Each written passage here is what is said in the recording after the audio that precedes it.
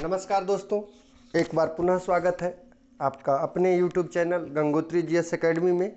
आशा करता हूं कि आप सभी ठीक ठाक होंगे और आपकी तैयारी ठीक ठाक चल रही होगी। और अभी जो है आपके राज्य में वैकेंसी का दौर चल रहा है, लगातार परीक्षाएं हो रही है। इन्हीं दौर में एक बड़ा अपडेट आप लोग के सामने आया है। आप तमाम प्रतियोगी परीक्षाओं के अभ्यर्थियों के लिए एक सुनहरा मौका के रूप में आप इसको देख सकते हैं। एक न्यू वैकेंसी आई है, शायद कुछ लोग आप जानते भी होंगे। मैंने इसको अपडेट भी किया था स्टोरी में। कल ही ये वैकेंसी आया हुआ है, ठीक है, जेएसएससी के द्वारा। देखिए, झारखंड कर्मचारी चयन आयोग के द्वारा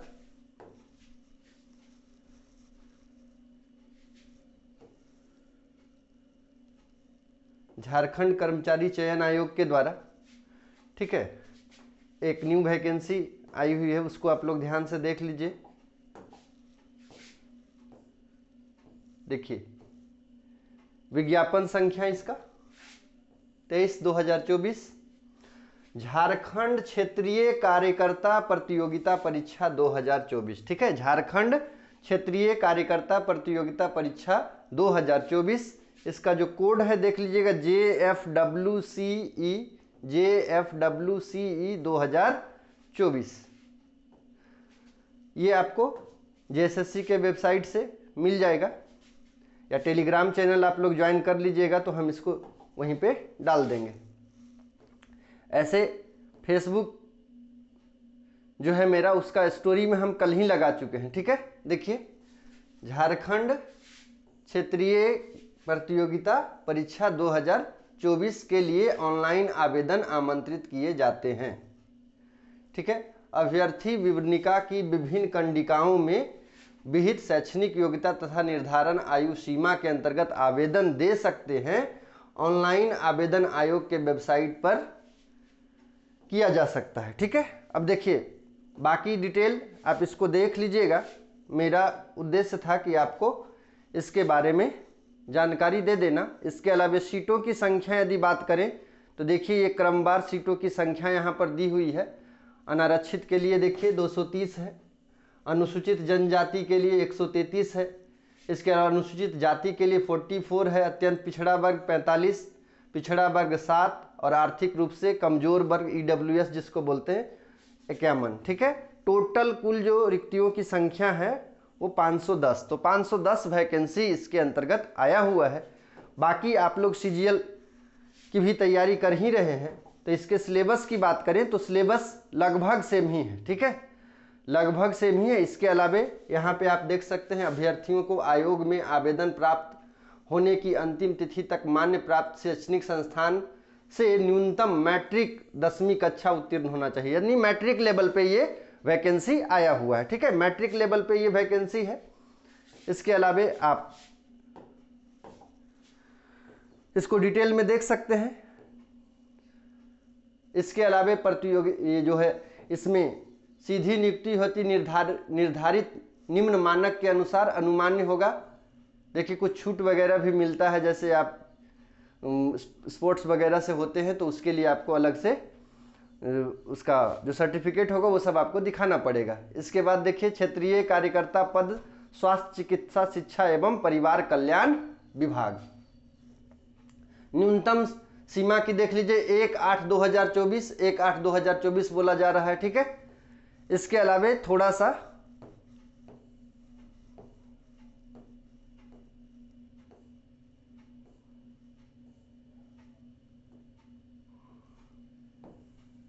देखिए, रजिस्ट्रेशन करने की तिथि क्या है उसको देख लीजिएगा, 1/8/2024, ठीक है, 1/8/2024 से 31/8/2024, यानी अगस्त में इसका रजिस्ट्रेशन शुरू होगा। 1/8 से 1 अगस्त से लेकर के 31 अगस्त की मध्य रात्रि तक। और परीक्षा शुल्क भुगतान करने के लिए 2/9/2023, ठीक है, 2/9/2023 की मध्य रात्रि तक।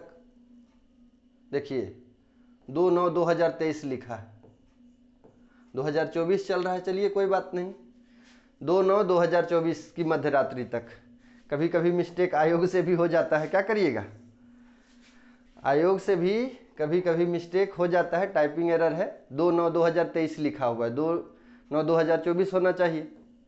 इसके अलावे फोटो हस्ताक्षर अपलोड कर आवेदन पत्र का प्रिंट आउट लेने के लिए 4/9/2024 की मध्यरात्रि तक। बाकी ये सब आप लोग देख लीजिएगा। परीक्षा शुल्क 100 रुपया है। इसके अलावे जो आप लोग सिलेबस पढ़ रहे हैं वही सिलेबस है। देखिए कुल 120 प्रश्न होगा, परीक्षा की अवधि 2 घंटा होगा। देखिए पत्र 1 में, ठीक है, पत्र 1 में भाषा ज्ञान हिंदी और अंग्रेजी आपको पढ़ना है। ये ऑलरेडी आप लोग पढ़ चुके हैं, सीजीएल के लिए भी पढ़े हैं। तो ये आपका यहाँ पे काम आएगा। और ये जो है आपका पेपर 1 जो है वो क्वालिफाइंग है, ठीक है, 30% आपको लाना, 30% अंक प्राप्त करना है।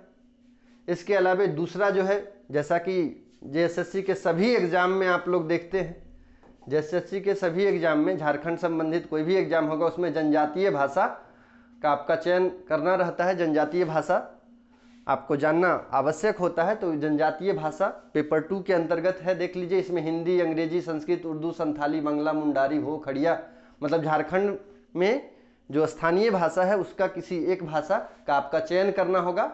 इस परीक्षा में संबंधित भाषा के 100 बहुविकल्पीय उत्तर आधारित प्रश्न पूछे जाएंगे। यानी जो पेपर 2 होगा जो जनजातीय भाषा से संबंधित होगा उसका 100 प्रश्न। इसके अलावा पत्र 2 में 30% न्यूनतम अंक प्राप्त करना अनिवार्य है। पेपर 2 में 30% न्यूनतम अंक आपको लाना है। इसके अलावा पेपर 3 की बात करते हैं। पेपर 3 में सामान्य ज्ञान 120 प्रश्न रहेगा। परीक्षा की अवधि 2 घंटा है। क्या क्या है इसमें ये देख लीजिए। सामान्य अध्ययन, हिस्ट्री, पॉलिटी, ज्योग्राफी, करेंट्स, ये सब जो है ये। इसके अलावा झारखंड से संबंधित ज्ञान आपका होना चाहिए, तो सामान्य अध्ययन 40 प्रश्न का होगा। इसके अलावा झारखंड से संबंधित ज्ञान यानी झारखंड के बारे में आपको 50 प्रश्न होगा। गणित से 10 प्रश्न है। इसके अलावा सामान्य विज्ञान से 20 प्रश्न होगा। तो ये आप देख लीजिए। आगे बढ़ते हैं। भाषा जो है आपको बताया था कि 30% लाना है, न्यूनतम अर्हता है इसका, ठीक है। इससे कम जिनका आएगा वो असफल रहेंगे, आयोग माने जाएंगे तथा ऐसे अभ्यर्थी के पत्र 2 एवं पत्र 3 का मूल्यांकन नहीं किया जाएगा। यानी याद रखिएगा, यदि आप पेपर 1 क्वालिफाई नहीं करते हैं तो पेपर 2 और पेपर 3 का जो कॉपी है वो जांचा ही नहीं जाएगा। यहाँ पे लिखा जा रहा है मूल्यांकन नहीं किया जाएगा। बाकी सब जो चीज़ें हैं वो सेम है जैसा सीजीएल में है या जेएसएससी का कोई भी एग्जाम है उसमें आप देखते हैं पेपर 1, पेपर 2 और पेपर 3 लगभग सभी में यही पैटर्न है। तो इसका भी पैटर्न वही है। इसके अलावा मुख्य परीक्षा का पाठ्यक्रम, मुख्य परीक्षा पत्र 1, 2, 3, पेपर 1, पेपर 2 और पेपर 3 का पाठ्यक्रम क्रमशः ये आपका पूरा दिया हुआ है, ठीक है। इसको आप टेलीग्राम चैनल से डाउनलोड कर लीजिएगा, वहाँ पे सब्सक्राइब कर लीजिएगा। हम इसको टेलीग्राम चैनल में डाल दिए हैं, ठीक है। ऑलरेडी कल ही हम टेलीग्राम चैनल में, गंगोत्री जीएस एकेडमी का टेलीग्राम चैनल है उसमें हम इसको ऑलरेडी डाल चुके हैं। इसके अलावा जो लोग मेरे फेसबुक से जुड़े हुए होंगे तो उनको पहले ही जानकारी मिल गया हो क्योंकि जैसे ही कल आया था ये वैकेंसी का नोटिफिकेशन, वैसा ही हम कुछ क्लिप जो है जो मेन था उसका स्क्रीनशॉट लेकर के हम अपने स्टोरी में लगा दिए हैं। और ज़्यादा हम इससे रिलेटेड वीडियो या सेशन नहीं लाते हैं, उसको हम इन्फॉर्मेशन अपना यूट्यूब का जो शॉर्ट पोस्ट होता है उसमें डाल देते हैं, या तो जो फेसबुक का मेरा पोस्ट है, ठीक है, उसमें डाल देते हैं, स्टोरी में लगा देते हैं। तो चलिए, मुझे लगा कि ये आपके लिए ज़रूरी है तो इसका इन्फॉर्मेशन आपको दे दिए। आगे हम लोग क्लास को कंटिन्यू करते हैं, ठीक है। जो गेस्ट क्वेश्चन कर रहे थे सहायक आचार्य के लिए उसको हम लोग कंटिन्यू करते हैं, ठीक है। कई दिनों से ये क्लास चल रहा था तो आज भी हम इसको शुरू करते हैं, ठीक है। चलिए, आज का पहला सवाल,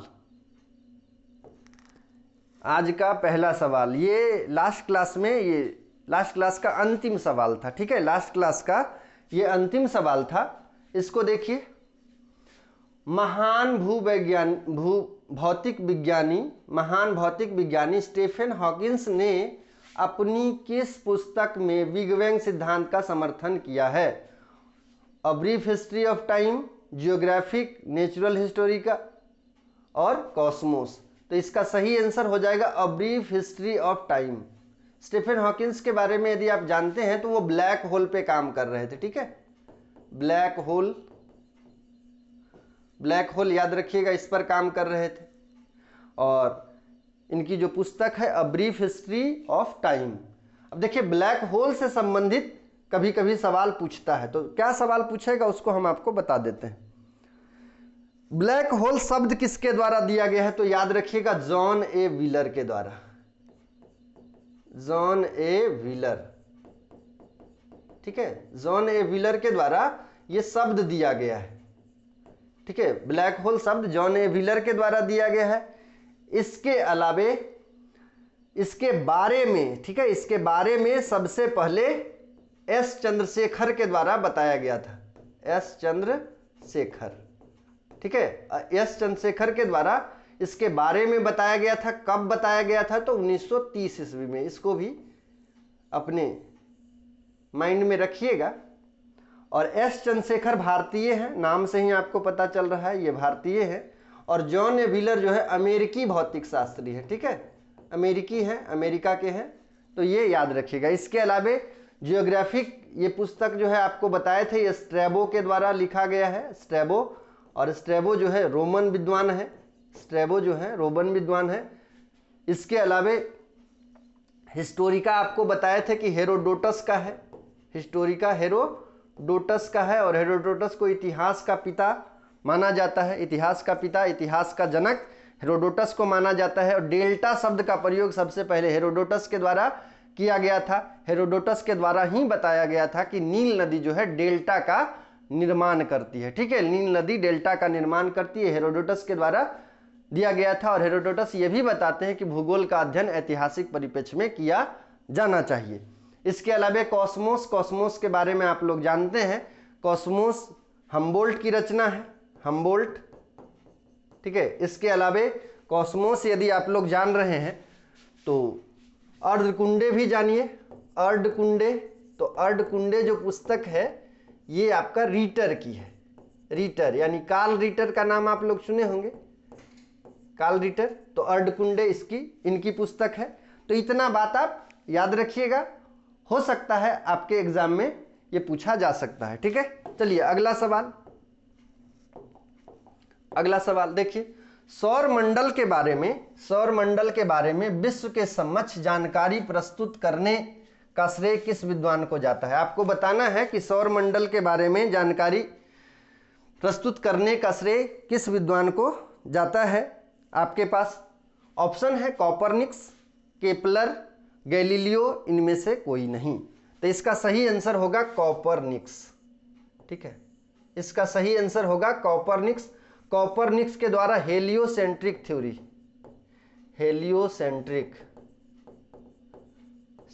कॉन्सेप्ट दिया गया था, ठीक है। इसको बोलते हैं सूर्य केंद्रित सिद्धांत, हिंदी में सूर्य केंद्रित सिद्धांत बोला जाता है, सूर्य केंद्रित सिद्धांत। कब दिया गया था? 1543 ईस्वी में। इनके द्वारा यह बताया गया था कि ब्रह्मांड के केंद्र में सन है, ब्रह्मांड के केंद्र में सन है, सूर्य है, और सभी ग्रह जो है इनके चक्कर लगाते हैं, ठीक है। और तो सौर मंडल में यही है। तो सौर मंडल का जनक भी इनको कहा जाता है, सौर मंडल का जनक। यदि आपसे पूछ दिया जाए तो सौर मंडल का जनक बोला जाता है कॉपरनिकस को। आधुनिक खगोल शास्त्र का जनक भी कॉपरनिकस को बोला जाता है, ठीक है। तो हेलियोसेंट्रिक थ्योरी याद रखिएगा, हेलियोसेंट्रिक थ्योरी, इसमें यह बात करते हैं कि ब्रह्मांड के केंद्र में सूर्य है और सभी ग्रह सूर्य की परिक्रमा करता है। इसके अलावे इनसे पहले जो है टालमी का नाम सुने होंगे आप लोग, पी टालमी, पी साइलेंट होता है, टालमी बोला जाता है। टालमी के द्वारा जियोसेंट्रिक सिद्धांत दिया गया था, जियोसेंट्रिक थ्योरी,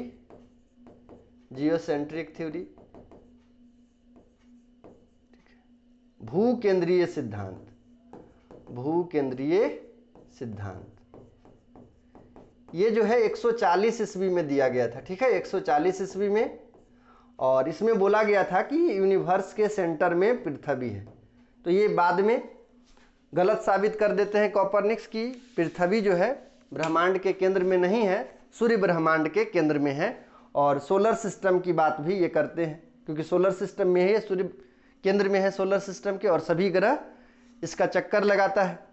तो जो है कोपरनिकस को जनक बोला जाता है सौरमंडल का। इसके अलावा केपलर के बारे में आप लोग जानते हैं, ग्रहों के गति का नियम दिया गया था इनके द्वारा, ग्रहों के गति का नियम, ग्रहों के गति का नियम, Kepler, law of planetary motion. इसके अलावा गैलीलियो की बात करते हैं तो गैलीलियो के द्वारा दूरबीन की खोज की गई थी, दूरबीन की खोज गैलीलियो के द्वारा की गई थी। इटली के विद्वान है गैलीलियो। तो एक प्रश्न से 3, 4, 5 प्रश्न को आप हल कर सकते हैं। वीडियो थोड़ा लंबा हो सकता है ना, सेशन थोड़ा लंबा होगा, लेकिन यदि हम 25 सवाल करते हैं तो कम से कम 25 में कम से कम हम बात कर रहे हैं तो 60-70 सवाल जरूर हो जाएगा।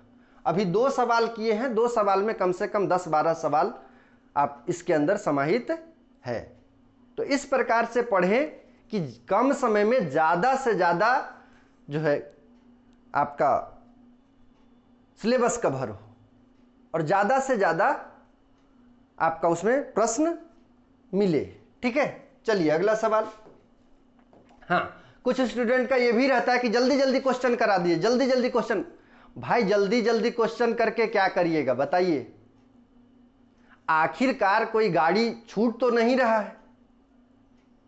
या तो आप जल्दी जल्दी करके 1 घंटा में 100 क्वेश्चन पढ़िएगा, या तो 25 में ही हम 100 पढ़ा देंगे। क्या समस्या है? तो कुछ लोग थोड़ा जल्दी में रहते हैं, और याद रखिएगा एक्सीडेंट उन्हीं का होता है जो ज़्यादा जल्दी में रहते हैं। अक्सर आप देखे होंगे, आप बाइक चलाते हैं तो देखिएगा कि आप बहुत स्पीड में चल रहे हैं तो ज़्यादा समय का अंतर नहीं रहता है। कोई व्यक्ति धीरे धीरे आ रहा है, आप बहुत स्पीड में चल रहे हैं तो 5 से 10 मिनट का अंतर हो सकता है, लेकिन जब दुर्घटना घटित होगा तो वही अंतर बहुत ज़्यादा हो जाता है। तो आराम से, ठीक है, तथ्यात्मक चीज़ों को ध्यान में रखते हुए पढ़ें। हाँ, जहाँ पे फैक्चुअल चीज़ है जिसमें कुछ और है ही नहीं उससे संबंधित, तो उसको आप स्किप करके आगे बढ़ सकते हैं। ये सिर्फ हम ये नहीं बोल रहे हैं कि मेरा ही क्लास, किसी और का भी क्लास करें। आपके पास कोई बाउंडेशन नहीं है, गौतम सर का क्लास करें या कोई और सर हैं, बहुत सारे बहुचर्चित चेहरे हैं झारखंड में जिनसे आप जुड़े हुए हैं, तो किन्हीं का भी करें, ठीक है। तो उसका जो आपका जो मोटिव होना चाहिए कि हमको एग्जाम पास करना है और ज़्यादा से ज़्यादा क्वेश्चन को हम सोल्व करने का प्रयास करें, क्योंकि पढ़ाई जो भी करना था आप कर लिए। अब आपके पास टाइम है कि उसी को रिवाइज करें। हाँ, और जहाँ पे समस्या होता है वहाँ पे आप कमेंट कर सकते हैं, ठीक है। और एक गुजारिश आप लोग से होगा कि यदि आप इस चैनल पे नए हैं तो इसको सब्सक्राइब करें और अपने दोस्तों में शेयर करें, लाइक करें, ज़्यादा से ज़्यादा कमेंट करें। लाइक ज़रूर करें, कमेंट ज़रूर करें, ठीक है। आपको ये सेशन कैसा लगा, ठीक है। तो इससे क्या होता है कि नया नया सेशन लाने के लिए हम लोग को भी मोटिवेशन मिलता रहता है। चलो ठीक है, लोग देख रहे हैं, इससे लाभान्वित हो रहे हैं। अब कोई सेशन बन रहा है, कोई देख ही नहीं रहा है। ऑडियंस का बहुत बड़ा रोल होता है, आप जानते हैं, ठीक है। तो ये ध्यान दीजिएगा कि आपको पढ़ाई किस प्रकार से करना है, आपका मोटिव वही रहेगा, ठीक है। लेकिन एक क्वेश्चन से कई क्वेश्चन हल करने का प्रयास करें, तो कम समय में ज़्यादा निकालने का प्रयास करें। चलिए यहाँ पे देखिए, पूछा जा रहा है भूगोल भूतल का अध्ययन है, यह किसने कहा था? आपको बताना है कि भूगोल भूतल का अध्ययन है ये किसके द्वारा बताया गया था। चलिए, भूगोल भूतल का अध्ययन है किसने कहा था? ऑप्शन है Varenius, Taylor, Kant, Carl Ritter. Varenius, Taylor, Kant और रिटर। तो इसका सही आंसर होगा कांट। इमैनुअल कांट का नाम आप लोग सुने हैं। इमैनुअल कांट, कांट के द्वारा बताया गया था। भूगोल भूतल का अध्ययन है। इसके अलावा इमैनुअल कांट के बारे में आप लोग जानते हैं, ये वायव्य राशि परिकल्पना इन्हीं के द्वारा दिया गया था। वायव्य राशि परिकल्पना, वायव्य राशि परिकल्पना इमैनुअल कांट के द्वारा दिया गया था। ठीक है। टेलर के बारे में जानते हैं, नव निश्चयवाद, याद रखिएगा, नव निश्चयवाद।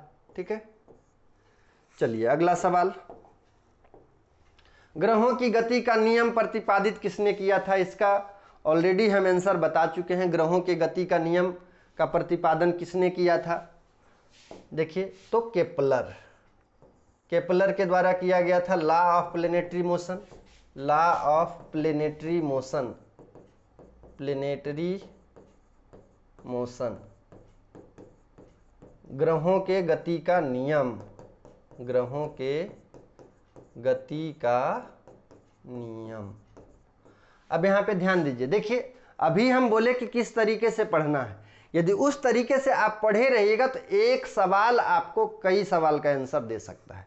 अभी हम लोग पीछे पढ़ लिए थे ग्रहों के गति का नियम, केपलर के बारे में। देखिए यहाँ पे क्वेश्चन आ गया, तो ये क्वेश्चन तो आपका हल हो गया। आप पहले ऐसे पढ़े रहिएगा तो एक क्वेश्चन में हो सकता है कि एक प्रश्न में आपको ज़्यादा समय लगे, कि दूसरा प्रश्न यदि उससे संबंधित होगा तो उसमें समय कम लगेगा।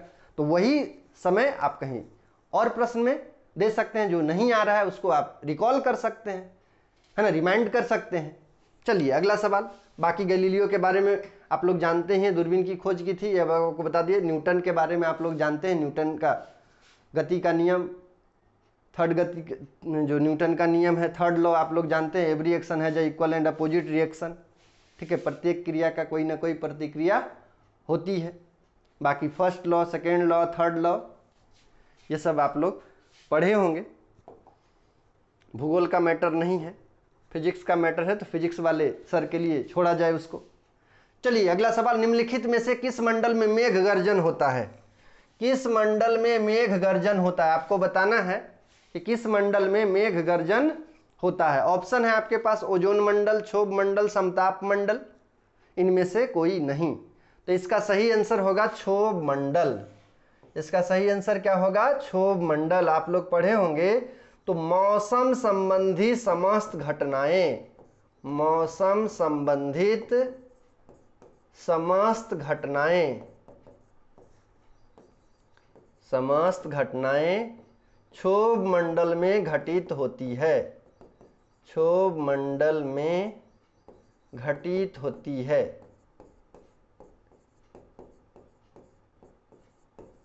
ठीक है, इसमें संवहनीय धारा चलती है, इसमें संवहनीय धारा, संवहनीय धारा चलती है, जिसके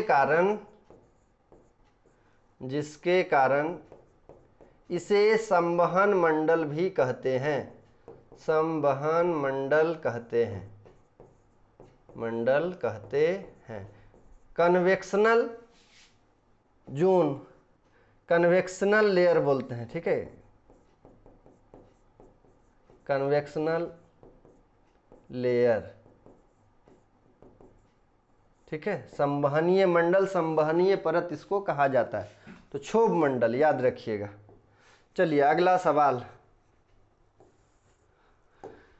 भूआकृति विज्ञान का जन्मदाता किसे कहा जाता है? देखिए, भूआकृति विज्ञान का जन्मदाता किसे माना जाता है? ऑप्शन है Pascal, Davis, Penck, Pavel.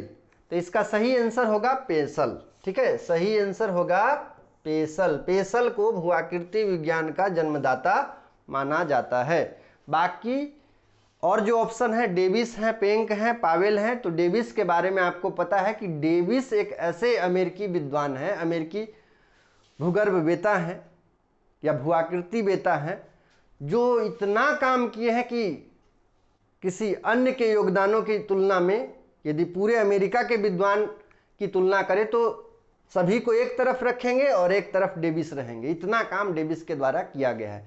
WM Davis इनका पूरा नाम है। ठीक है, WM डेविस।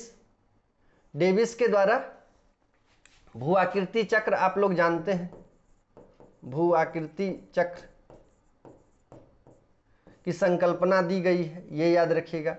पेंक महोदय के बारे में भी आप लोग जानते हैं, इनके द्वारा भू आकृति प्रक्रम और पेंक और डेविस का अपर्दन मॉडल आप लोग पढ़े होंगे, ठीक है। डेविस की ही आलोचना करते हैं पेंक, है ना।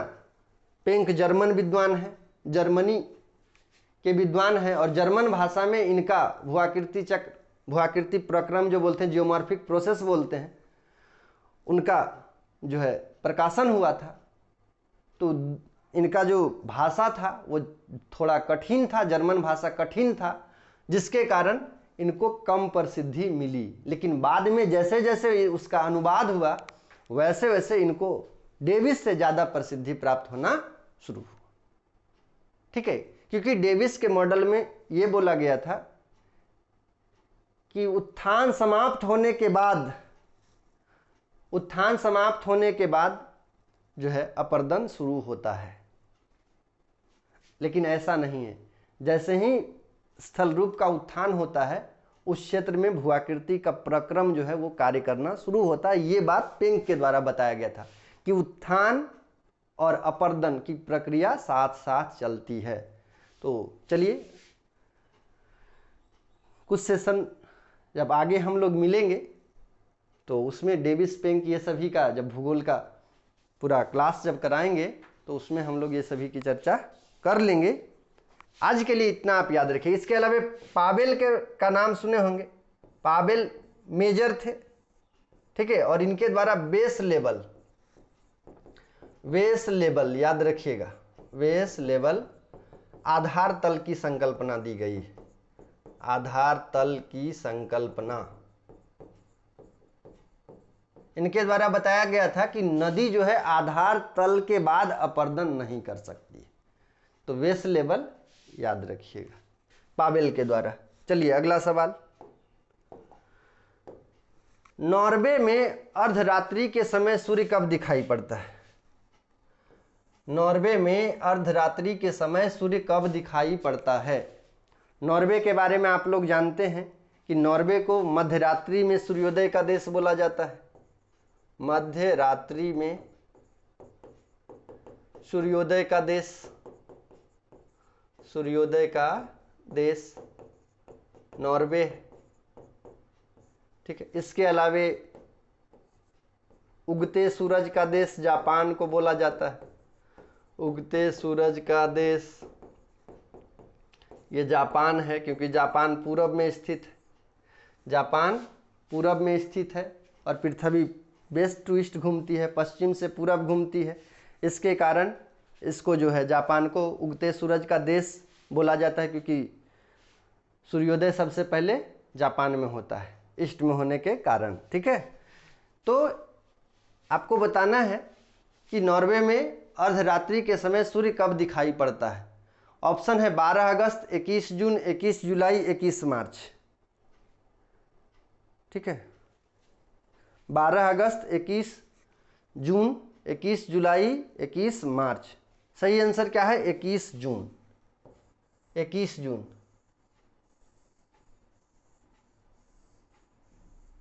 सबसे बड़ा दिन भी यही है। सूर्य उत्तरी गोलार्ध में इस समय होता है 21 जून। 22 दिसंबर को मकर रेखा पर होता है दक्षिणी गोलार्ध में, याद रखिएगा। अब यहाँ पे एक बात समझना है, ऐसा नहीं है कि सिर्फ नॉर्वे में ही मध्यरात्रि के समय सूर्य चमकता है। नॉर्वे जिस लैटिट्यूड पे है वो पूरे लैटिट्यूड पे ये घटना घटित होती है। लेकिन सबसे पहले इस बात की जानकारी नॉर्वे के लोगों के द्वारा दिया गया, नॉर्वे के विद्वान के द्वारा दिया गया। तो नॉर्वे को माना जाता है कि मध्यरात्रि में सूर्योदय का देश, क्योंकि आप जानते हैं बहुत सारा बात बहुत लोग बोलकर चले गए, जो उसको सिद्धांत के रूप में प्रतिपादित कर देता है उन्हीं का नाम प्रसिद्ध हो जाता है। तो नॉर्वे इसीलिए प्रसिद्ध है क्योंकि नॉर्वे के विद्वानों के द्वारा सबसे पहले यह बात बता दिया गया था। नॉर्वे जिस लैटिट्यूड पे है उस पूरे लैटिट्यूड पे मध्यरात्रि में सूर्य चमकता है। ये बात याद रखिए। यदि आप लोग जानते होंगे तो बहुत अच्छी बात है, नहीं जानते हैं तो आज जान लिए, ठीक है। इसको ध्यान में रखना। इसके अलावा देखिए आप लोग जानते होंगे कि शाम का तारा, भोर का तारा, इवनिंग स्टार, मॉर्निंग स्टार शुक्र के बारे में पढ़े हैं, लेकिन बुध और शुक्र दोनों को मॉर्निंग और इवनिंग स्टार कहा जाता है। बुध और शुक्र दोनों को मॉर्निंग और इवनिंग स्टार कहा जाता है। तो कुछ एग्जाम में ऐसा मिला भी है कि शुक्र के जगह पे बुध ऑप्शन में दे दिया गया। उसके बाद स्टूडेंट्स के द्वारा, छात्रों के द्वारा यह बताया जा रहा है कि ऑप्शन ही गलत था, क्योंकि हम तो पढ़ के गए हैं शुक्र, लेकिन यहाँ पे ऑप्शन में था बुध। तो जो क्वेश्चन बना रहे हैं उनको ये भली भांति पता था कि आप इस ट्रैप में फंस जाइएगा, तो उन्होंने ये ऑप्शन बनाया। तो क्या सही है उसको भी जानना अति आवश्यक है। तो याद रखिएगा बुध और शुक्र को दोनों को मॉर्निंग और इवनिंग स्टार कहा जाता है। आज के बाद यदि क्वेश्चन आए बुध तो उसको ठीक कर लीजिएगा।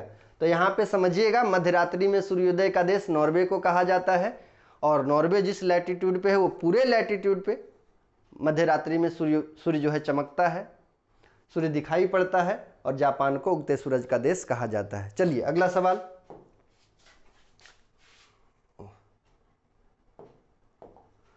चलिए जल्दी जल्दी हम लोग करते हैं। यह किसने कहा था कि भूगोल पृथ्वी को मानकर अध्ययन करने वाला विज्ञान है? आपको बताना है यह किसने कहा कि भूगोल पृथ्वी को केंद्र मानकर अध्ययन करने वाला विज्ञान है। Varenius, Taylor, Kant, Hettner. Varenius, Taylor, Kant, Hettner. Option है आपके पास बारेनियस, टेलर, कांट, हेटनर। सही ऑप्शन है आपका बारेनियस। बारेनियस महोदय के द्वारा, ठीक है, यह बताया गया था कि भूगोल जो है पृथ्वी को केंद्र मानकर अध्ययन करता है। ठीक है, तो भूगोल पृथ्वी को केंद्र मानकर अध्ययन करने वाला विज्ञान भूगोल। ये किनके द्वारा बताया गया था? बारेनियस के द्वारा। चलिए अगला सवाल। अभी ऐसा देखा जा रहा है एग्जाम में थॉट से सवाल पूछ दे रहा है। 6 to 8 तो छोड़िए, 1 to 5 में भी थॉट से सवाल पूछ दे रहा है, भौगोलिक चिंतन से। तो थोड़ा भौगोलिक चिंतन पे भी एक पैनी नजर देख लीजिएगा। देखिए यहां पे पूछा जा रहा है उच्च दाब क्षेत्र से भूमध्य सागर की ओर चलने वाली पवने का नाम क्या है? आपको बताना है। आपको ये बात तो पता है कि पवन जो है उच्च दाब से निम्न दाब की ओर चलती है। पवन हमेशा हाई प्रेशर से लो प्रेशर चलता है। और पवन क्या है? पवन किसको बोलते हैं? तो क्षैतिज वायु के प्रवाह को, क्षैतिज वायु के प्रवाह को पवन कहा जाता है। प्रवाह को पवन कहते हैं, याद रखिएगा। तो बोला जा रहा है कि भूमध्य सागर की ओर, उच्च दाब से भूमध्य सागर की ओर चलने वाली पवन को क्या कहा जाता है? ये देखिए 0 डिग्री। यदि आप प्रेशर बेल्ट समझते होंगे, ठीक है, प्रेशर बेल्ट, तो ये 0 डिग्री, ये विषुवत रेखा, और तापमान और वायुदाब में उल्टा संबंध पाया जाता है। विषुवत रेखा पर तापमान क्या होता है? अधिक होता है, और तापमान अधिक होने के कारण यहाँ पे लो प्रेशर होगा, निम्न दाब होगा, निम्न दाब, याद रखिएगा। तापमान और वायुदाब में उल्टा संबंध है, तापमान तथा वायुदाब में उल्टा संबंध, उल्टा संबंध। ऊपर में उपोष्णकटिबंधीय उच्च दाब 30 से 35 डिग्री दोनों ही गोलार्धों में, ठीक है। यहाँ पे उच्च दाब होगा, उच्च दाब, उच्च दाब, उपोष्णकटिबंधीय उच्च दाब, उपोष्णकटिबंधीय उच्च दाब। तो इधर से इधर की ओर ऐसा बोला जा रहा है, ठीक है, इधर से इधर की ओर कौन सी पवनें चलती है? ऑप्शन है व्यापारिक पवन, पछुआ पवन, समुद्री पवन, स्थलीय पवन। ठीक है, व्यापारिक पवन, पछुआ पवन, समुद्री पवन। तो इसका सही आंसर होगा व्यापारिक पवन। व्यापारिक पवन। ठीक है, पवन 3 प्रकार का होता है, याद रखिएगा। पवन जो है इसका 3 प्रकार है। कौन कौन सा, ये देख लीजिए। सबसे पहले अस्थाई पवन, अस्थाई पवन। दूसरा है मौसमी पवन, मौसमी पवन। और तीसरा है स्थानीय पवन, स्थानीय पवन। अस्थाई पवन जो स्थान नहीं बदलता है, ये 3 प्रकार का है। व्यापारिक पवन, व्यापारिक पवन। पछुआ पवन, पछुआ पवन। और ध्रुवीय, ध्रुवीय पूर्वा पवन, ध्रुवीय पूर्वा पवन।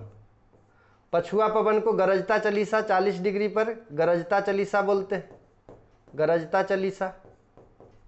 पछुआ पवन को 50 डिग्री पर प्रचंड पचासा, प्रचंड पचासा।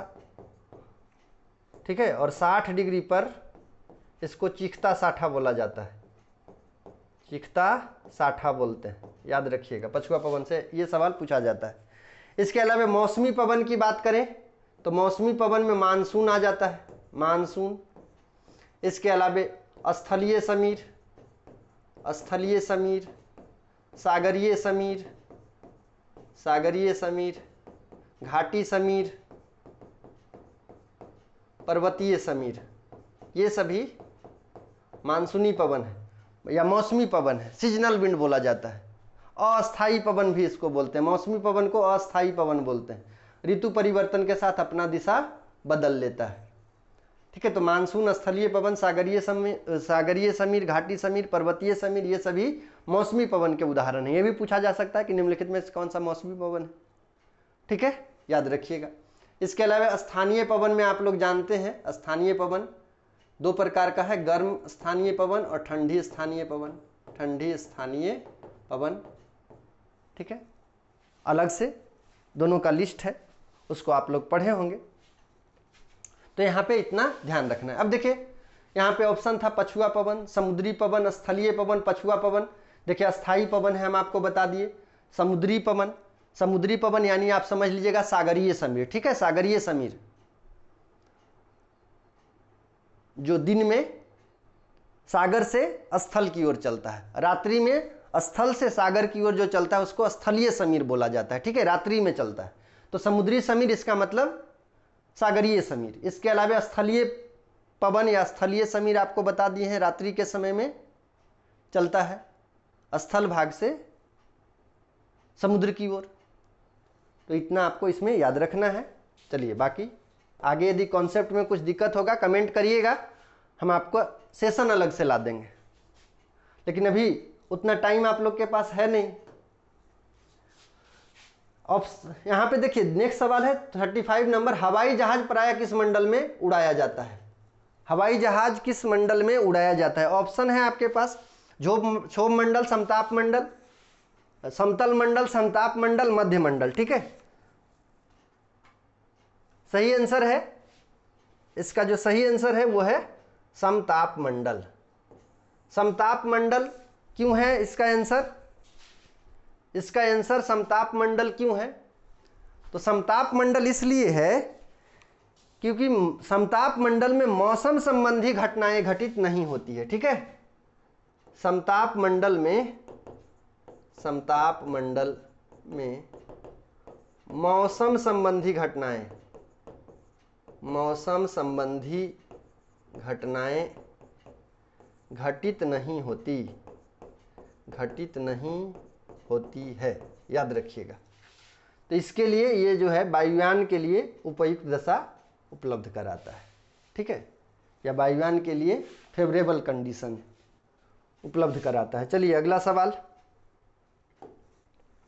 निम्न में पेनगंगा किस नदी की सहायक नदी है? पेनगंगा किसकी सहायक नदी है? ठीक है, पेनगंगा किसकी सहायक नदी है? तो गोदावरी की। पेनगंगा गोदावरी की। गोदावरी को दक्षिण की गंगा बोलते हैं, दक्षिण की गंगा। इसी को बूढ़ी गंगा भी कहा जाता है, बूढ़ी गंगा, याद रखिएगा। तो पेनगंगा किसकी सहायक नदी है? गोदावरी की। गोदावरी को दक्षिण की गंगा बोलते हैं, बूढ़ी गंगा बोला जाता है। चलिए अगला सवाल, भूगोल को मानव पारिस्थितिकी के रूप में परिभाषित, कई बार सवाल पूछा है, भूगोल को मानव पारिस्थितिकी के रूप में परिभाषित करने वाला विद्वान कौन है? ऑप्शन है हेटनर, जीन ब्रून्स, एच बैरोज, इरेटोस्थनीज। सही आंसर है एच बैरोज। ठीक है, भूगोल को मानव पारिस्थितिकी के रूप में परिभाषित करने का श्रेय जो है एच बैरोज को जाता है। तो इस पर इसका सही आंसर एच बैरोज है। चलिए अगला सवाल, निम्न में से किसे प्रकृति का सुरक्षा बल्ब कहा जाता है? ठीक है, किसे प्रकृति का सुरक्षा बल्ब कहा जाता है? ऑप्शन है ज्वालामुखी, ओजोन गैस, भूकंप, नदियां। सही आंसर होगा ज्वालामुखी। सुरक्षा बल्ब क्या होता है आप जानते हैं, सेफ्टी कैप भी होता है, सेफ्टी हेलमेट भी होता है। खादान में जो लोग काम करते हैं सेफ्टी हेलमेट पहन के जाते हैं। आप बाइक चलाते हैं तो उसके लिए भी हेलमेट है, सेफ्टी के लिए, है ना। सेफ्टी गार्ड भी होता है। तो सेफ्टी गार्ड या सेफ्टी कुछ भी है, वो क्या करता है कि जो दुर्घटना होने वाला है उससे आपको बचाता है। तो बहुत ज़्यादा दुर्घटना ना हो पृथ्वी पर, उसको बचाने के लिए कौन सा टूल है या कौन सा प्रक्रम है या किसे ऐसा माना जाता है कि प्रकृति जो है पृथ्वी को सुरक्षा देता है, सुरक्षा बल्ब उसको बोला जाता है। तो इसका सही आंसर होगा ज्वालामुखी। धरातल के अंदर कई सारी प्रक्रियाएं चलती रहती है। ठीक है, लगातार कई सारी प्रक्रियाएं चलती रहती है और एनर्जी एकत्रित होता रहता है। ज्वालामुखी के माध्यम से धरातल का आंतरिक भाग का जो एनर्जी है वो ऊपर आता है। तो इसको पृथ्वी का सुरक्षा बल्ब कहा जाता है। आप कभी देखे होंगे कि कोई व्यक्ति है वो डिप्रेशन में चला गया, तो लोग उसको अलग अलग बात बोल करके उसका दिमाग को भटकाने का प्रयास करते हैं। ठीक है, उनके माइंड को भटकाने का प्रयास करते हैं। ठीक है, कि उनका माइंड जो है इधर उधर हो। वरना क्या होता है, कभी कभी मूवी वगैरह में देखे होंगे कि बहुत ज़्यादा सदमा लगा तो व्यक्ति पागल हो गया। ठीक है, तो एनर्जी को रिलीज भी करना है। आप यदि कुछ घटना से, कुछ बात को लेकर आप चिंतित होते हैं तो दूसरे के पास बोल देते हैं। जब आप दूसरे के पास बोल देते हैं तो वो भड़ास निकल जाता है, तो देखते हैं कि आपका दिमाग पूरा खाली हो जाता है। ठीक है, तो एक बड़ी घटना घटने से बच जाती है। तो उसी प्रकार से याद रखिएगा, प्रकृति का सुरक्षा बल्ब ज्वालामुखी को कहा जाता है। अगला बात, विश्व का सबसे ऊंचा ज्वालामुखी पर्वत कोटोपैक्सी निम्न में कहाँ स्थित है? आपको बताना है कोटोपैक्सी कहाँ है। विश्व का सबसे ऊंचा ज्वालामुखी पर्वत कोटोपैक्सी निम्न में कहाँ है? सही आंसर है इक्वाडोर। सही आंसर है इक्वाडोर। कोटोपैक्सी कहाँ पे है? इक्वाडोर में।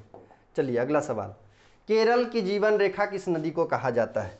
केरल की जीवन रेखा किस नदी को कहा जाता है? सही आंसर है पेरियार। पेरियार को केरल की जीवन रेखा बोलते हैं। केरल की जीवन रेखा याद रखिएगा। इसके अलावा दूसरी सबसे महत्वपूर्ण नदी, दूसरी सबसे लंबी नदी केरल की, ये है भरतपुजा।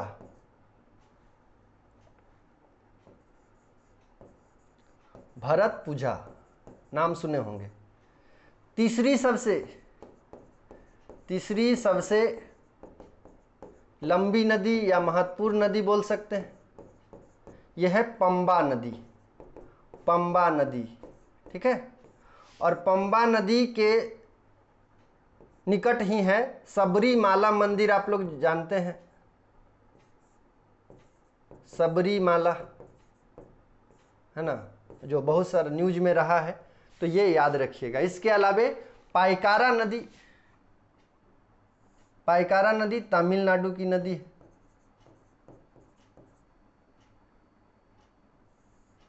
तमिलनाडु, ये थम्बीरावर्णी, ताम्रपर्णी इसको बोला जाता है, ताम्रपर्णी बोला जाता है। ठीक है, ये याद रखिएगा। और इसको पंबा नदी को दक्षिण की भागीरथी बोला जाता है, दक्षिण की भागीरथी, दक्षिण की भागीरथी पंबा नदी को बोला जाता है, तो ये याद रखिएगा, ठीक है। चलिए अगला सवाल, निम्नलिखित में से चक्रवात का शांत क्षेत्र कहलाता है, निम्नलिखित में से चक्रवात का शांत क्षेत्र कहलाता है। ऑप्शन है चक्षु, परिक्षेत्र, केंद्र और गर्त। तो चक्रवात आप लोग सुने होंगे, चक्रवात निम्न दाब का केंद्र है, चारों ओर से हाई प्रेशर से घिरा हुआ होता है, ठीक है। लो प्रेशर का रीजन है, चारों ओर से हाई प्रेशर का क्षेत्र होता है, ठीक है।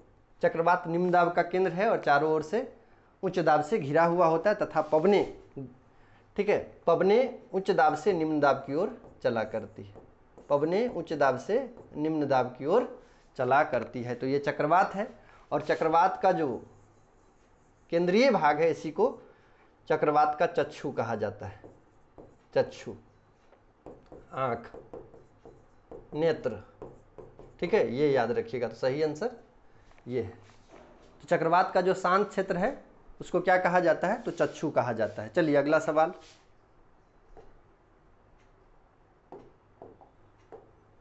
अगला सवाल, क्षेत्रफल के आधार पर भारत का सबसे बड़ा भौगोलिक हिस्सा कौन सा है, क्षेत्रफल के आधार पर भारत का सबसे बड़ा भौगोलिक हिस्सा कौन सा है।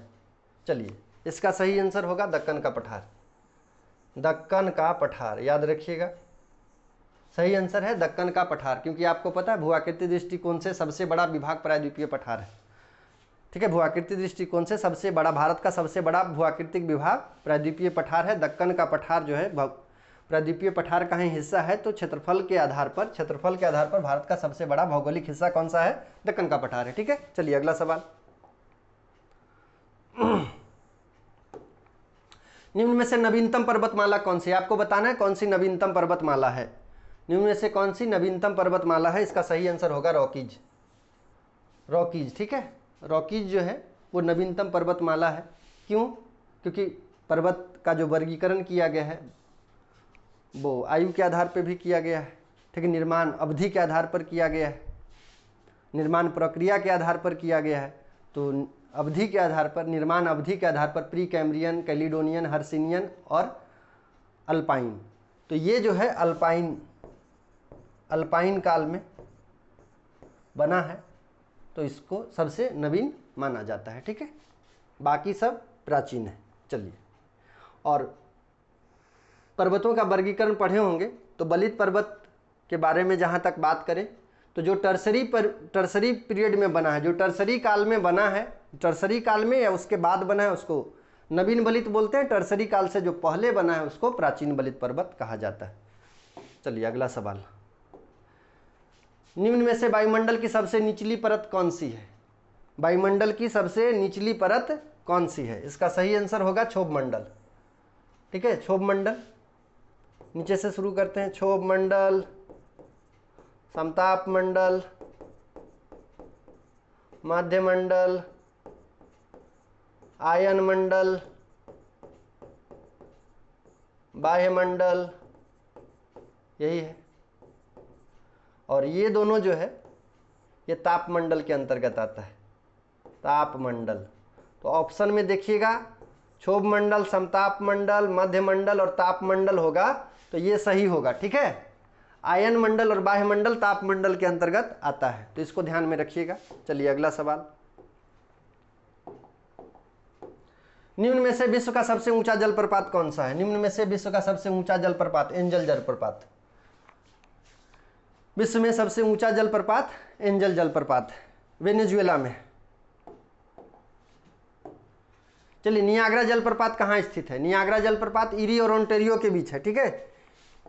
महान झील आप लोग सुने हैं, महान झील यूएसए और कनाडा की सीमा पे, यानी उत्तरी अमेरिका में, उत्तरी अमेरिका याद रखिएगा में 5 झीलें हैं।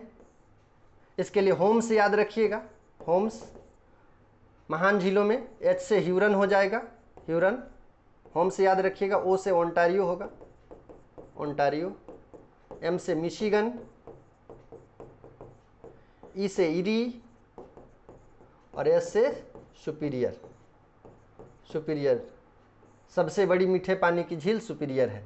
इसमें से ओंटेरियो जो है वो यूएसए में है, ओंटेरियो यूएसए में है, बाकी सभी यूएसए और कनाडा की सीमा पर है। ठीक है, ओंटेरियो जो है यूएसए में है, बाकी यूएसए और कनाडा की सीमा पर है। तो ये भी सवाल पूछा जाता है कि कौन सा केवल यूएसए में है, तो ओंटेरियो याद रखिएगा।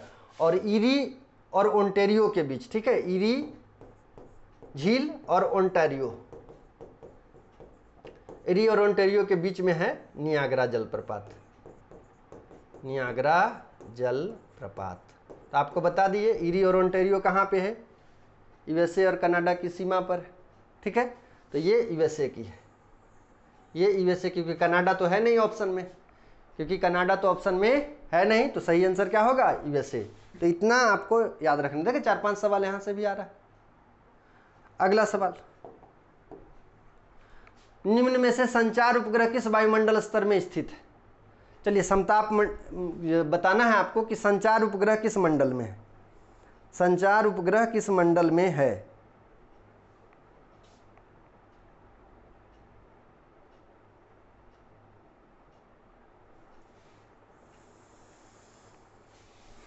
ऑप्शन है क्षोभ मंडल, आयन मंडल, समताप मंडल। तो सही आंसर होगा आयन मंडल। ठीक है, आयन मंडल में संचार उपग्रह लगाया जाता है, संचार उपग्रह। चलिए अगला सवाल, निम्न में से किस वायुमंडलीय परत को मौसमी परिवर्तन, निम्न में से किस वायुमंडलीय परत को मौसमी परिवर्तन छत के नाम से जाना जाता है। इसका आंसर तो ऑलरेडी हम लोग डिस्कस कर चुके हैं। मौसम संबंधी समस्त घटनाएं क्षोभ मंडल में घटित होती है, मौसम संबंधी समस्त घटनाएं क्षोभ मंडल में घटित होती है। आंसर होगा क्षोभ मंडल। देखिए यहाँ पे थोड़ा सा मिस्टेक है, क्षोभ मंडल। अच्छा क्षोभ मंडल यहाँ पे है, चलिए क्षोभ मंडल है भाई, क्षोभ मंडल यहाँ पे लिखा है, चलिए कोई बात नहीं, तो क्षोभ मंडल है ये। चलिए अगला सवाल, निम्नलिखित में से वायुमंडल के किस भाग में जलवाष्प की कुल मात्रा 90% भाग विद्यमान रहती है। किस मंडल में जो है 90% जलवाष्प विद्यमान रहता है। तो याद रखिएगा क्षोभ मंडल, इसका आंसर क्षोभ मंडल होगा। क्षोभ मंडल में जलवाष्प ज़्यादा रहता है, क्योंकि सबसे निचली परत है, सबसे सघन परत मानी जाती है। ठीक है, सबसे निचली सबसे सघन परत क्षोभ मंडल है। चलिए अगला सवाल, 50 नंबर को 70 लिखा गया है। चलिए 50 नंबर क्वेश्चन, आज का लास्ट सवाल, आज का लास्ट सवाल,